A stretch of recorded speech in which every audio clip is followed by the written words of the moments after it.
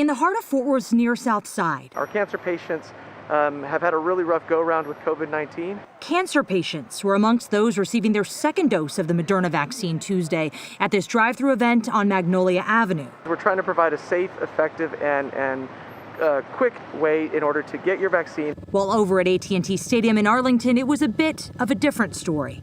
2,200 Johnson & Johnson appointments were canceled after the federal government announced a recommended pause on the vaccine.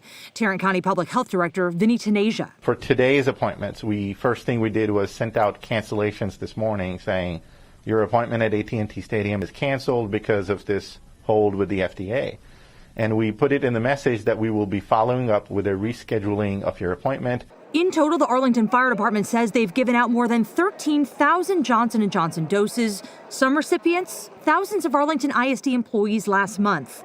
As with the other vaccines, the fire department said there were only mild reactions, if any. I know there was a lot of consternation about the vaccines were developed fast. Are they safe? Yes, they're safe. And that's why these safeguards are in place. At even the slightest hint of any issues, we take a pause, evaluate everything before we move forward. I think that within a couple of days they'll make a decision, and if it takes longer, it takes longer. And I would not want to do anything to rush that. In the meantime, Tarrant County says there's no wait list right now to get a Moderna or Pfizer vaccine appointment. In Fort Worth, I'm Lauren Zakalik.